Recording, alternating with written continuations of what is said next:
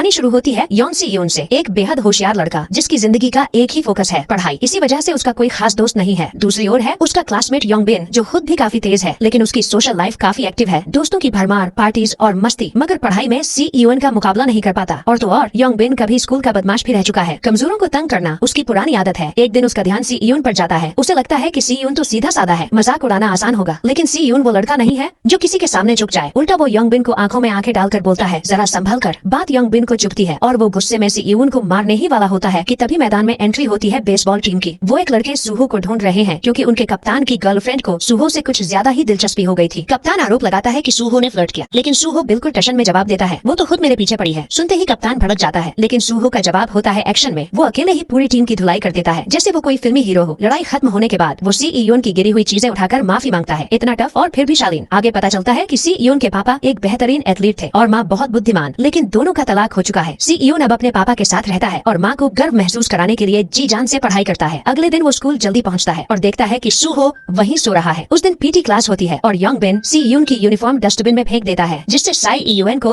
Class की dress में ही दौड़ना पड़ता है। यहीं से शुरू होती है असली परेशानी। योंग बिन और उसके दोस्त सी यून की हालत पर हंसते हैं, लेकिन सूहो फिर से सामने आता है और सबको बोलता है, तुम लोग खुद भी कोई एथलीट नहीं हो। और क्योंकि उसकी बॉडी और एटीट्यूड दोनों दमदार है, कोई कुछ कह भी नहीं पाता। सी यून को अब यकीन हो जाता है कि यूनिफॉर्म उन्हीं लड़कों ने गायब की है, तो वो सीधा जाकर बोलता है कि बाज आ जाओ। लेकिन योंग बिन का एक दोस्त उसका कॉलर पकड़ लेता है और डराने की कोशिश करता है। सी यून की खास बात यही है कि चाहे हालत कितनी भी टेढ़ी हो, वो नजरें नहीं झुकाता। सौभाग्य से उसी वक्त एक टीचर आ जाते हैं और मामला शांत हो जाता है। कुछ वक्त बाद सी यून अपने कमरे में पढ़ाई में बिजी होता है कि दरवाजे पर दस्तक होती है। दरवाजा खोलता है तो सामने सूहो खड़ा होता है, जो अब एक डिलीवरी बॉय के तौर पर काम कर रहा है और गलती से सी यून के घर पहुंच गया, लेकिन बिना किसी झिझक के अंदर घुस आता है और पानी मांगता है। अगले दिन स्कूल में एक नया स्टूडेंट आता है, बियोम सियोक, जो एक बड़े नेता का बेटा है। पहले ही दिन योंग बिन और उसके दोस्त उसके पास इंप्रेशन जमाने पहुंचते हैं, लेकिन वो सी यून की सीट पर बैठे होते हैं। सी यून आता है और साफ कहता है कि सीट खाली करो। यिन को तो बस मौका चाहिए था सी यून को मारने का, लेकिन फिर से सूहो बीच में आता है और कहता है, चुप रहो, सोने दो मुझे। और सब चुपचाप अपनी जगह लौट जाते हैं। शाम को योंग बिन अपने दोस्तों के साथ डिस्को में पार्टी कर रहा होता है। सी यून का हौसला तोड़ने के लिए अब योंग बिन और उसके दोस्तों ने ठान लिया था कि सिर्फ मजाक उड़ाना या धौंस जमाना काफी नहीं, अब वार करेंगे उसकी सबसे बड़ी ताकत पर, उसकी पढ़ाई पर। उनका नया प्लान था सी यून को ड्रग्स देकर उसका एग्जाम बिगाड़ना, ताकि उसका आत्मविश्वास टूट जाए। इसके लिए योंग बिन ने अपने कजिन से कुछ ड्रग्स मंगवाई और इस गंदे काम में बियोम सियोक को भी शामिल किया। बियोम सियोक पर प्रेशर डालकर धमकाया गया, अगर मदद नहीं की तो उसके साथ भी वही होगा जो पिछली स्कूल में होता था। डर के मारे बियोम सियोक सी यून के एग्जाम के बीच में उसके शरीर पर फेंटानिल का पैच चिपका देता है। सी यून को चक्कर आने लगते हैं। वो होश में आने की कोशिश करता है, खुद को झटका देने की कोशिश करता है, लेकिन तब तक टाइम खत्म हो चुका होता है। जब पेपर खत्म होता है और वो अपनी आंसर शीट देखता है, उसे एक ही गलती नजर आती है, बस एक, बट दैट वाज इनफ। वो अंदर तक हिल जाता है, गुस्से से आग बबूला हो जाता है और सीधे जा पहुंचता है योंग बिन के पास। फिर होता है धमाकेदार पल। सी यून, जो अब तक शांत और पढ़ाकू माना जाता था, योंग बिन की जबरदस्त धुलाई करता है, इतनी बुरी कि उसके दोस्त सिर्फ खड़े रहकर तमाशा देखते रह जाते हैं। तभी सूहो आता है और उसे रोकने की कोशिश करता है, कहता है, बस कर यार, बहुत हो गया। लेकिन सी यून की आंखों में अब भी गुस्से की आग जल रही थी। वो कहता है, इससे कुछ नहीं सीखा, अब तू भी। और सूहो से भी भिड़ने को तैयार हो जाता है, लेकिन सूहो क्लास का सबसे दमदार फाइटर था। वो बड़ी आसानी से सी यून को रोक लेता है। फिर एक टीचर आ जाती है और लड़ाई को वहीं खत्म करवाती है। इस भिड़ंत का अंजाम ये होता है कि योंग बिन की नाक टूट जाती है और उसकी माँ स्कूल में पहुंचकर मांग करती है कि सी यून को स्कूल से निकाल दिया जाए। मगर सी यून बड़ी ठंडक से कहता है, मैम, आपका बेटा स्कूल में ड्रग्स लाया है, किसे निकालना चाहिए ये आपको तय करना चाहिए, और सबूत सामने रख देता है। वो सुनते ही माँ चुप हो जाती है और समझ जाती है कि केस उल्टा भी पड़ सकता है, इसलिए शिकायत नहीं करती। अगले दिन योंग बिन के दोस्त बदला लेने की सोचते हैं और सी यून को स्कूल के बाद लड़ाई के लिए चैलेंज देते हैं, लेकिन सी यून कहता है, क्यों इंतजार करना, अभी निपटा लो। सब बाथरूम में जाते हैं, जहाँ सी यून दरवाजा बंद कर देता है, लेकिन इस बार उसका इरादा लड़ने का नहीं था, ये था उसका माइंड गेम। वो सिर्फ इतना डर पैदा करता है कि अगली बार कोई उसके सामने खड़ा होने की हिम्मत न करे। उसकी ये चाल काम करती है और क्लास में उसकी इमेज बन जाती है, एक कमजोर मगर दिमागदार हीरो की। उधर अस्पताल में योंग बिन अपने कजिन को कॉल करता है। अब वो सी यून को सबक सिखाने के लिए उसे हायर करना चाहता है, लेकिन दूसरी ओर सी यून और सूहो की दोस्ती गहरी होने लगती है।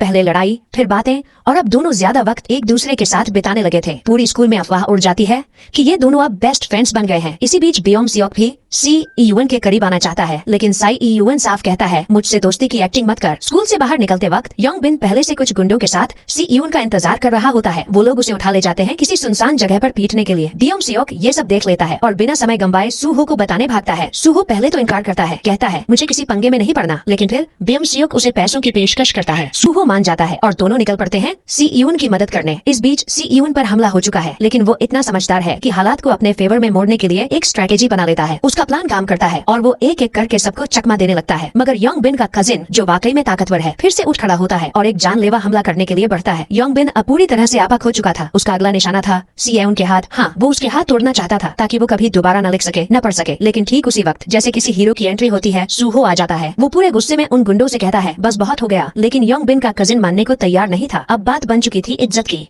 फिर होती है क्लासिक भिड़ंत, सूहो वर्सेस योंग बिन का कजिन। दोनों दमदार फाइटर्स, लेकिन सूहो का लेवल ही कुछ और था। उधर बाकी गुंडे सीयुन को पीट रहे थे, लेकिन तभी बियोम सियोक भी वहाँ पहुँचता है और सीयुन की मदद करता है। जब योंग बिन का कजिन देखता है कि सब उसके खिलाफ खड़े हो चुके हैं, वो हार मान लेता है और कहता है लड़ाई खत्म। फिर वहाँ से चला जाता है योंग बिन को अकेला छोड़कर। सीयुन जो अंदर से बेहद शांत और समझदार था, कहता है अब बहुत हो गया, छोड़ो ये सब और भूल जाओ। लड़ाई खत्म होने के बाद तीनों सीयुन, सूहो और बियोम सियोक अब दोस्त बन चुके थे। सूहो कहता है अब जब लड़ाई की वजह से लेट हुआ हूँ तो तुम दोनों को मेरी नौकरी में हाथ बंटाना पड़ेगा। तीनों एक छोटे से स्टोर में काम करते हैं और काम खत्म होने के बाद बैठते हैं डिनर पर। उसी दौरान बियोम सियोक शर्मिंदा होकर सीयुन से माफी मांगता है और सीयुन बिना कोई शिकवा किए उसे माफ कर देता है। फिर होता है एक दिल पिघलाने वाला पल। सूहो अपने हाथों से सीयुन को खाना खिलाता है और सीयुन की जिंदगी में पहली बार दोस्ती का एहसास पूरी तरह से बस जाता है। लेकिन दूसरी तरफ कहानी में ट्विस्ट अभी बाकी था। वो गुंडे जो सीयुन को पीट चुके थे असल में खुद एक और बड़े माफिया के शिकार थे। उस असली बॉस ने, जिसे सब साइको कहते थे, जानबूझकर अपने ही एक आदमी का हाथ तोड़वा दिया ताकि उसे बहाना मिल जाए और फिर वो मांग सके 15 लाख का हर्जाना। सीयुन और उसके दोस्तों के लिए अब ये सिर्फ लड़ाई नहीं, ब्लैकमेलिंग की जंग बन चुकी थी। अगली सुबह तीनों दोस्त एक साथ रिलैक्स करने के लिए मिलते हैं, लेकिन सीयुन तो बिना पढ़े रह ही नहीं सकता, इसलिए जाने लगता है। तभी सूहो कहता है चल एक शर्त लगाते हैं, देखते हैं कौन किससे बेहतर है। शर्त में सूहो हारता है और सीयुन खुशी खुशी घर की ओर निकल पड़ता है। लेकिन रास्ते में उसका सामना होता है उस गुंडे की बहन से जिसने सीयुन को पहले मारा था। वो सीयुन को रोक कर कहती है चलो कुछ खा आते हैं और फिर बोलती है मुझे तो रफ लड़के ही पसंद है। सीयुन कुछ समझ नहीं पाता, लेकिन हाँ, वक्त अच्छा बीतता है। अगले दिन योंग बिन स्कूल आता है अपना सामान लेने, लेकिन जाने से पहले सीयुन से रिक्वेस्ट करता है कि उसके साथ पार्किंग तक चले, क्योंकि वो एक डिक्लेरेशन देना चाहता है कि फेंटेनिल उसका नहीं था। सीयुन मान जाता है, लेकिन उसे नहीं पता था कि ये सब एक चाल थी। पार्किंग में पहले से उस गैंग का बॉस बैठा होता है जिसने पूरा गेम प्लान किया था। वो कहता है तुम लोगों ने योंग बिन को मारा है, अब उसका हर्जाना भरना पड़ेगा 15 लाख, और धमकी देता है कि अगर पैसे नहीं मिले तो हालात बहुत खराब हो जाएंगे, नहीं तो कर्ज लेना पड़ेगा, और जब चुकता नहीं कर पाओगे तो जिंदगी भर उसके लिए काम करना पड़ेगा। यही था उस गैंग का असली तरीका, लोगों को कर्ज के जाल में फंसाकर उनका इस्तेमाल करना। अगले कुछ दिन पूरे गैंग के लोग साई ईयूएन और उसके दोस्तों का पीछा करते रहते हैं, जिससे साई ईयूएन तंग आ जाता है। वो अपनी नई दोस्त से बात करता है जो उसे पूरे गैंग के सिस्टम के बारे में बताती है। कहती है कि उस बॉस से उलझना अपनी बर्बादी को न्योता देना है। वो उसे समझाती है कि खुद की भलाई के लिए पैसा दे दो और इस पागल इंसान से दूर रहो। उधर बियोम सियोक, जो अब अपने दोस्तों के लिए कुछ भी करने को तैयार था, अपने पापा की घड़ी चुरा लेता है और उसे बेचकर 15 लाख का इंतजाम कर लेता है। लेकिन क्या पैसे देना ही हल है? सीयुन की प्लानिंग अब अपने आखिरी पड़ाव पर थी। जब बियोम सियोक ने पैसे जुटा लिए, सीयुन और बाकी दोस्तों ने फैसला किया कि उन्हें ये पैसे नहीं देने चाहिए, बल्कि सीधे पुलिस को बुलाकर इस पूरे गैंग का खेल खत्म करना चाहिए, क्योंकि अगर एक बार पैसे दे दिए तो फिर कभी पीछा नहीं छूटेगा। सीयुन बताता है कि उसने सबूतों का लोकेशन ट्रेस कर लिया है, वो सब उस गैंग लीडर के घर में मौजूद है, बस पुलिस को वहाँ ले जाना होगा। लेकिन इस मिशन की शुरुआत सूहो करेगा। वो सबसे पहले उस क्रिमिनल के घर जाएगा और अपनी बेटिंग ऐप का आइडिया उसे बेचने की कोशिश करेगा ताकि उसका विश्वास जीत सके। फिर क्या था, प्लान तुरंत शुरू होता है। सूहो बताता है कि उसे उसकी ऐप के बारे में सब पता है और एक बड़ा ऑफर लेकर आया है, पूरी स्कूल को एक जुए के अड्डे में बदलने का ऑफर। वो क्रिमिनल इस आइडिया से इतना खुश होता है कि सूहो को अपने गैंग में शामिल करने को तैयार हो जाता है। वहीं लड़की जो सीईओ की दोस्त है उसे सही लोकेशन भेज देती है ताकि वह पुलिस लेकर पहुंच सके। लेकिन बियोम सियोक को ये सब बहुत खतरनाक लग रहा था। डर के मारे वो खुद पैसे लेकर सीधे उन गुंडों के पास चला जाता है ताकि ये सारा मामला यही खत्म हो जाए। पर अफसोस, अब बहुत देर हो चुकी थी। सूहो जब उस गैंग के अड्डे पर पहुंचता है तो लीडर उसकी बातों पर शक करता है और बिना कुछ बोले पीछे से हमला कर देता है। तभी वो सूहो का फोन चेक करता है और उसे पता चलता है कि सीईओ पुलिस लेकर आने वाला है। वो तुरंत अपने चमचों को हुक्म देता है कि सारे सबूत जला दो और भागने की तैयारी करो। लेकिन तभी बियोम सियोक वहाँ पहुँच जाता है पैसे लेकर, पर अब पैसे भी बेकार हो चुके थे। उनकी जान खतरे में थी। जब सीईओ पुलिस लेकर वहाँ पहुँचता है तो पूरी जगह खाली मिलती है। पुलिस को लगता है कि ये सब कोई फालतू ड्रामा था और वो नाराज होकर लौटने लगती है। लेकिन सीईओ हार मानने वालों में से नहीं था। वो घर के अंदर घुसता है पर अब वहाँ कोई सबूत भी नहीं बचा था। तभी उसे उसकी दोस्त का कॉल आता है। वो बताती है कि सब अब असली बॉस के पास जा रहे हैं और उसे लोकेशन भेजती है। साथ ही चेतावनी देती है, अगर पुलिस को टाइम पर नहीं लाया गया तो हम सब की जान जा सकती है। सीईओ फिर से निकलता है और उसी वक्त योंग बिन का कजिन उस क्रिमिनल बॉस से आमने सामने हो रहा था। वो कहता है, अब बहुत हो गया, ये सब खत्म करो। लेकिन बॉस बिना वक्त गंवाए उसकी बुरी तरह पिटाई शुरू कर देता है। तभी योंग बीच में बोलती है, रुको। लेकिन बॉस और भी पागल हो चुका था। वो अपने लोगों से कहता है, योंग आई को खत्म कर दो। और यही नहीं रुकता, वो सबसे छोटे लड़के को कहता है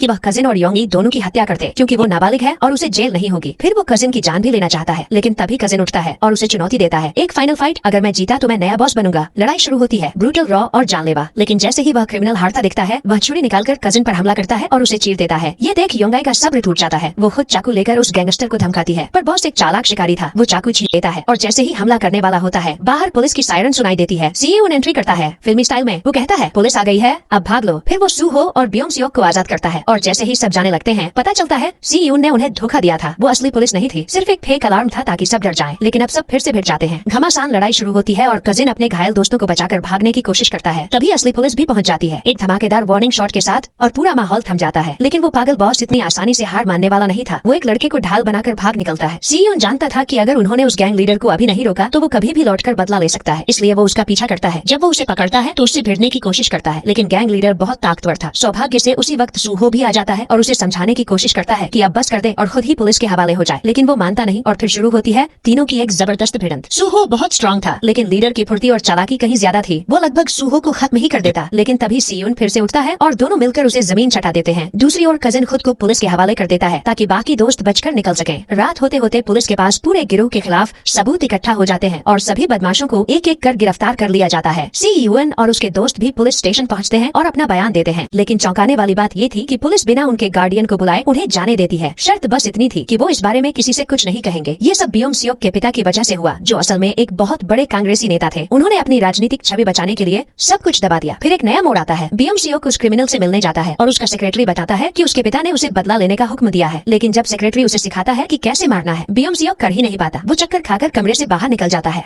उधर अस्पताल में साई यूएन और उसकी दोस्त सूहो से मिलने जाते हैं। सूहो बताता है कि वो अब ठीक है और कल डिस्चार्ज हो जाएगा। फिर लड़की कहती है कि वो साई यूएन को डेट कर रही है, इसलिए सूहो को ज्यादा घूरना बंद करना चाहिए, लेकिन सूहो सीधा बोल देता है ऐसा कुछ नहीं है। सीयून जब अपने घर पहुंचता है तो वहाँ कोई नहीं होता, इसलिए फिर से अस्पताल लौटकर सूहो और बाकी को खाना खिलाने पहुंच जाता है। सूहो थोड़ा घबरा जाता है और बोलता है तू मुझे डरा रहा है भाई, कोई इतना अच्छा कैसे हो सकता है। सीयून बस मुस्कुरा देता है। पर इस सब के बीच ब्योम सियोक की हालत बदतर होती जा रही थी। उसे बेरहमी से पीटा जा रहा था, क्योंकि सच ये था कि वो कांग्रेसी उसका असली पिता था ही नहीं। उसने तो बस अपनी पॉलिटिकल इमेज के लिए उसे गोद लिया था और अब जानवरों से भी बदतर सलूक कर रहा था। अगले दिन स्कूल में ब्योम सियोक की पॉपुलैरिटी अचानक बढ़ जाती है, क्योंकि अब सबको पता था कि जिन क्रिमिनल्स को पकड़ा गया है वो उसी के कारण हुए। लेकिन जब उसके दोस्त उसे योंगी के बारे में बताते हैं तो उसे लगने लगता है कि वो धीरे धीरे उसे रिप्लेस कर रही है। जब वो सूहो का इंस्टाग्राम चेक करता है तो उसे जलन होने लगती है। जल्द ही उसे पता चलता है कि सूहो का बर्थडे आ रहा है और योंगी उसके लिए पार्टी प्लान कर रही है, लेकिन ब्योम सियोक कह देता है कोई जरूरत नहीं है। जैसे जैसे दिन बीतते हैं उसे लगता है कि योंगी उसके दोस्तों को उससे छीन रही है। जब वे लोग कराओके जाते हैं तो ब्योम सियोक जरूरत से ज्यादा कोशिश करता है सबका ध्यान पाने के लिए, पर नतीजा उल्टा होता है। उसी दौरान उसकी मुलाकात उसके पुराने क्लासमेट्स से होती है जो उसे पहले बुली करते थे। डर के मारे वो वहाँ से भाग जाता है। जब वो बाकी दोस्तों के पास लौटता है तो गुस्से में योंगी पर भड़क उठता है, क्योंकि उसे लगता है कि उसने जानबूझकर बदमाशों को उसका पता दिया था। वो उसे मारने तक को तैयार हो जाता है, लेकिन उसके दोस्त योंगी का साथ देते हैं। इससे वो और भी ज्यादा भड़क उठता है और तभी वो गुंडे फिर से आ धमकते हैं। इस बार वो ब्योम सियोक को उठाकर ले जाना चाहते हैं, लेकिन सीयून डटकर खड़ा हो जाता है और कहता है दफा हो जाओ यहाँ से, उसे अकेला छोड़ दो। और अगले दिन ब्योम सियोक इस वक्त बुरी तरह चिढ़ा हुआ था। उसे बस किसी पर भी गुस्सा निकालना था, लेकिन क्लास के बाकी लड़के उससे डरते नहीं थे, क्योंकि असली ताकतवर तो सूहो था। फिर भी वो सबको मारने की धमकी देता रहा। तभी सूजे आता है उसे शांत करने, बट हालात उल्टे हो जाते हैं और दोनों के बीच बहस शुरू हो जाती है। अगले 2 दिन ब्योम सियोक स्कूल ही नहीं आता, जिससे उसके दोस्तों को चिंता होने लगती है। फिर सीयून और बाकी लोग उसे ढूंढते हुए उसके घर पहुंच जाते हैं। ब्योम सियोक चौंक जाता है, बट दिल ही दिल में खुश भी होता है कि उसके दोस्त उसे देखने आए। जब उससे पूछा जाता है कि वो ऐसा क्यों कर रहा है तो ब्योम सियोक टूट जाता है। वो बताता है कि पिछली स्कूल में उसे बहुत बुरी तरह बुली किया गया था और कुछ कर नहीं पाया, क्योंकि उसके पिता ने साफ मना किया था कि वो कोई तमाशा न करे। ये सुनकर सूहो उसे कहता है कि उन बदमाशों को कॉल कर वो खुद उनसे माफी दिलवाएगा। जब वो सब कराओके में मिलते हैं तो पहले तो वे माफी मांगने से मना कर देते हैं, उल्टा उसे फिर से धमकाने लगते हैं। लेकिन तभी सूहो एकदम से सामने आता है और उन्हें मजबूर करता है कि ब्योम सियोक से माफी मांगे। पर ब्योम सियोक को सिर्फ माफी नहीं चाहिए थी, उसे बदला चाहिए था। वो खुद उन्हें मारना चाहता था, लेकिन सीयून और दोस्तों ने कहा कि ये सब हद से बाहर जा रहा है। ब्योम सियोक बिल्कुल बेकाबू हो चुका था। सूहो उसे कमरे से बाहर खींच ले जाता है। वहाँ दोनों में जबरदस्त बहस होती है। ब्योम सियोक गुस्से में कहता है कि हम कभी दोस्त थे ही नहीं, और फिर उसे पैसे ऑफर करता है उस बदमाश को पीटने के लिए। ये सुनते ही सूहो का गुस्सा फूट पड़ता है और वो उस पर हमला कर देता है। बीच बचाव के लिए सीयून को आना पड़ता है। इसके बाद ब्योम सियोक अकेले चला जाता है। थोड़ी देर बाद उसकी पुरानी स्कूल के गुंडे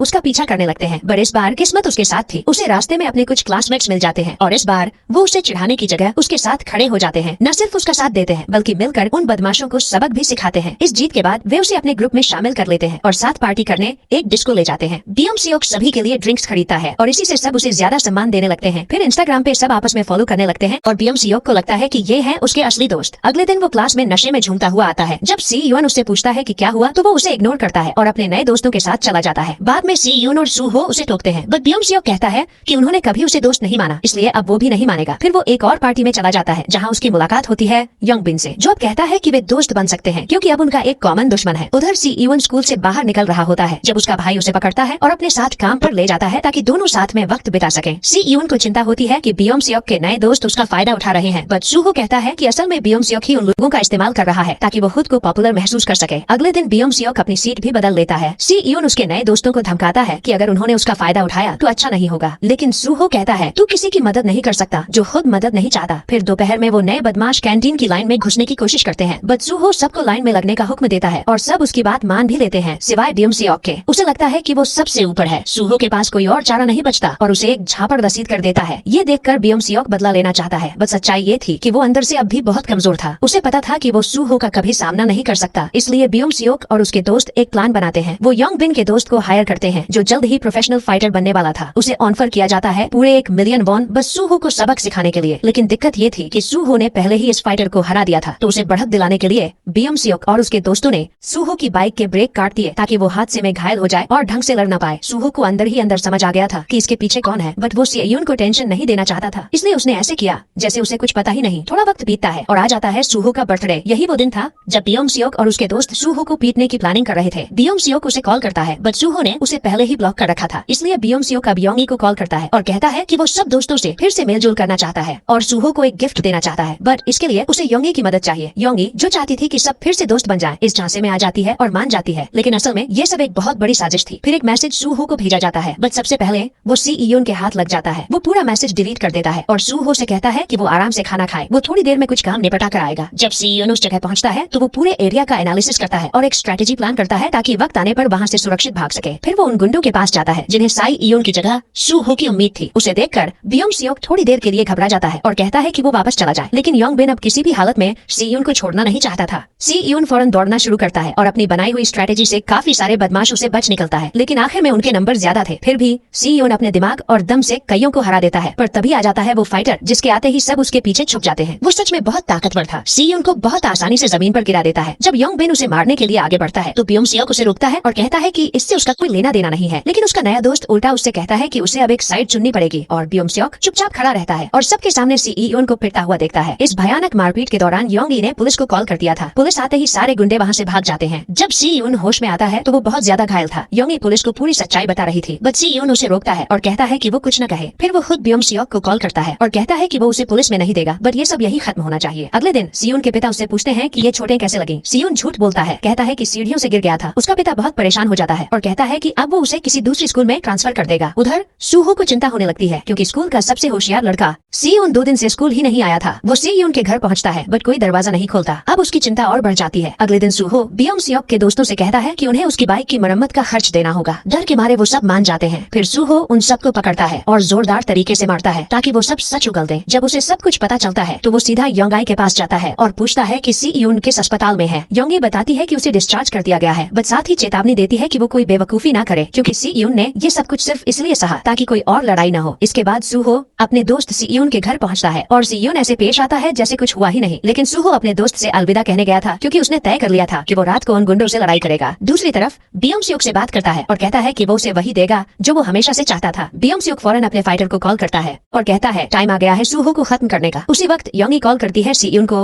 और बताती है कि सूहो को सब कुछ पता चल चुका है और अब वो बहुत परेशान है क्योंकि ना तो वो काम पर गया और ना ही उसका फोन उठ रहा है। ये सुनते ही सी यून अपनी पढ़ाई छोड़कर अपने दोस्त की तलाश में निकल पड़ता है। उधर सूहो और बीएम सियोक आमने सामने होते हैं। सूहो उससे माफी मांगता है, कहता है कि वो नहीं चाहता था कि उसके शब्दों से बीएम सियोक को दुख पहुंचे। साथ ही वो उसे सी यून से माफी मांगने के लिए भी कहता है, लेकिन बीएम सियोक का जवाब वही था जो कभी उसके साथ बदतमीजी करने वाले लड़कों ने उससे कहा था, मुझे माफी मांगने की कोई जरूरत नहीं है। यानी अब वो खुद ही बन चुका था वही चीज जिसने उसे एक समय सबसे ज्यादा दर्द दिया था। ये सुनते ही सूहो का गुस्सा फूट पड़ता है और वो उसे जोरदार पंच मारता है। तभी बीएम सियोक का फाइटर बीच में कूदता है और कहता है अब लड़ाई मुझसे होगी। दोनों रिंग में उतरते हैं और फाइट शुरू होती है। दोनों ही जबरदस्त फाइटर थे, लेकिन बीएम सियोक का आदमी लगभग प्रोफेशनल बन चुका था और सूहो अब भी घायल था। फिर भी सूहो अपनी पूरी ताकत झोंक देता है और उसे गिरा भी देता है, बट जैसे ही वो फिनिशिंग मूव करने वाला था पीछे से एक गुंडा आकर उसे जोर से लात मार देता है। इससे सूहो बुरी तरह घायल हो जाता है। तभी बीएम सियोक खुद रिंग में चढ़ जाता है और सूहो के सिर पर पर क्रूरता से वार करता है। फिर बाकी के गुंडे भी ऊपर चढ़ाते हैं और मिलकर सूहो को बुरी तरह पीटते हैं, मानो जान ही ले लेंगे। लेकिन उसी वक्त बियोम सियोक का सेक्रेटरी आकर सबको रोकता है। बट तब तक सूहो की सांसें रुक चुकी थी। ये देख बियोम सियोक का दिल बैठ जाता है। वो वहीं रोने लगता है जैसे कोई छोटा बच्चा हो। वो फौरन एम्बुलेंस बुलाना चाहता था, पर उसके सेक्रेटरी उसे जबरदस्ती वहाँ से खींच ले जाते हैं। फिर वो दोबारा वापस आते हैं क्योंकि अब कोई गवाह नहीं छोड़ सकते थे। वो दोनों गुंडों से कहते हैं, अब तुम ही लोग इसकी पूरी जिम्मेदारी लोगे। उसी रात बियोम सियोक के घर उसके पापा उसे कहते हैं, अब तू देश छोड़ने की तैयारी कर और तब तक घर से बाहर मत निकल। अगली सुबह सीयून जल्दी स्कूल पहुंचता है, पर उसे सब कुछ अजीब लगता है। सूहो नहीं था। उस दिन फाइनल एग्जाम्स भी थे, पर उसकी फिक्र में साई यूएन का पूरा पेपर बिगड़ जाता है। फिर उसे असली सच्चाई पता चलती है, सूहो कोमा में है। बियोम सियोक के सेक्रेटरी ने ऑफर दिया है कि वो सारे मेडिकल खर्च उठाएंगे, बट इसके बदले उसकी दादी को कुछ पेपर्स पर साइन करने पड़े ताकि वो लोग कानून से बच जाएं। अपने दोस्त को उस हालत में देखकर सीयून खुद को बहुत दोषी मानता है। पूरा दिन वो उसके पास बैठा रहता है। योंग ई उसे समझाती है कि अब घर जाओ, अभी और एग्जाम्स बाकी हैं। पर अब सीयून के लिए पढ़ाई बेमतलब हो चुकी थी। अब तो बस एक चीज थी, बदला। अगले दिन वो सीधा योंग बिन के स्कूल पहुंचता है और उसे जोरदार हमला कर देता है। फिर उसे धमकी देता है, बता वो फाइटर कहाँ है जिसने सूहो को मारा। योंग बिन वैसे भी डरपोक था, सब कुछ उगल देता है। इवन वो वीडियो भी दिखाता है जिसमें सूहो की बेरहमी से पिटाई हो रही थी। उसी वक्त योंग ई पहुंचती है बियोम सियोक के घर और कहती है, तू डरपोक है कायर। लेकिन बियोम सियोक उल्टा उसे ही दोष देने लगता है, अगर तू हमारे बीच नहीं आती तो कुछ भी नहीं होता। सीयून सीधा पहुंचता है उस जिम में जहाँ वो फाइटर ट्रेन करता था। वो उसे चुपचाप पीछे से अटैक करना चाहता था, लेकिन फाइटर के रिफ्लेक्सेस गजब के थे। वो आसानी से उसका वार टाल देता है और मुस्कुराकर कहता है, तू बहुत ही कमजोर है मेरे लिए, घर जा, स्कूल की घंटी बजेगी तुझसे पहले। लेकिन सीयून आज कुछ और ही ठान कर आया था। उसे अपने दोस्त का बदला लेना था। वो वही स्टाइल अपनाता है जो उसके भाई ने उसे सिखाया था। शुरुआत में फाइटर भारी पड़ता है, बट सीयून की सबसे बड़ी ताकत थी उसका दिमाग। वो हर बार कोई ना कोई तरीका निकाल ही लेता था और आखिरकार वो फाइटर को जमीन पर गिरा देता है। अब फाइटर उससे रहम की भीख मांग रहा था, बट सीयून को रहम नहीं, बदला चाहिए था। वो उसका टखना तोड़ देता है, सिर्फ उसकी हड्डी नहीं, उसकी प्रोफेशनल करियर भी वही खत्म कर देता है। उधर स्कूल में बियोम सियोक का बाप खुद पहुंचा होता है, ये देखने की कहीं किसी ने कुछ बोला तो नहीं, बट टीचर लोग वैसे ही बिके हुए थे, सब उसके इशारों पर चल रहे थे। तभी अचानक एग्जाम के बीचों बीच साई यूएन क्लासरूम में घुसता है, हाथ में फायर एक्सटिंग्विशर और आंखों में आग, और वो शुरू हो जाता है एक एक कर सारे गुंडों को वही धो देता है। फिर वो सीधा जाता है बियोम सियोक के पास और कहता है, ये सब तेरी वजह से हुआ है। बियोम सियोक चुपचाप मान जाता है, हाँ सब मेरी गलती है, मुझे मार दे। लेकिन सीयून उसे नहीं मारता क्योंकि वो जानता था कि गिल्टी कॉन्शियंस उससे बड़ी सजा कोई नहीं। फिर जैसे ही टीचर्स उसे रोकने आते हैं, सीयून अपनी नंगी मुट्ठी से शीशा तोड़ देता है और गरज कर कहता है, मेरे रास्ते से हट जाओ। अब सीयून अंदर से पूरी तरह टूट चुका था। वो सीधा जाता है सूहो के पास और थकावट से वहीं सो जाता है। सपने में सूहो उससे कहता है, तू सच में पागल हो गया है। सीयून रोते हुए माफी मांगता है, बट सूहो मुस्कुराकर कहता है, ये तेरी गलती नहीं है। कुछ समय बाद बियोम सियोक को देश से बाहर भेज दिया जाता है क्योंकि अब उसका बाप भी उसे अपने पास नहीं चाहता था। योंग आई को भी बेहद पछतावा था, इसलिए वो भी सबकी जिंदगी से गायब हो जाती है। बियोम सियोक का बाप कोशिश करता है कि सीयून को सबका दोषी ठहराकर उसे सुधार गृह भेज दे, बट सीयून के पास सबूत था, वो वीडियो जिसमें सब कुछ रिकॉर्ड हुआ था। मजबूरी में बियोम सियोक के बाप को पीछे हटना पड़ा और सायून को एक नई स्कूल में ट्रांसफर किया गया। एक नया शहर, एक नई शुरुआत। लेकिन जिस स्कूल में उसका एडमिशन हुआ, जॉन डॉन पो स्कूल, वो स्कूल कम और एक अंडरग्राउंड फाइट क्लब ज्यादा लगता था। पहले ही दिन वहाँ की हवा में तलखी थी, लेकिन सीयून अब पीछे हटने वालों में से नहीं था। तभी एक स्टूडेंट उससे भिड़ने आ गया और सीयून तैयार था। तू चाहता है फाइट तो चल फिर। और यही खत्म होती है ये कहानी। याद रखिए, ये तो सिर्फ पहला सीजन था और सीजन 2 का वीडियो बहुत जल्द आने वाला है, इसीलिए चैनल को सब्सक्राइब करना और बेल आइकन दबाना बिल्कुल मत भूलिए। अगर आपको ये रिकैप पसंद आया हो तो वीडियो को लाइक जरूर कीजिए। मिलते हैं अगले धमाकेदार वीडियो में।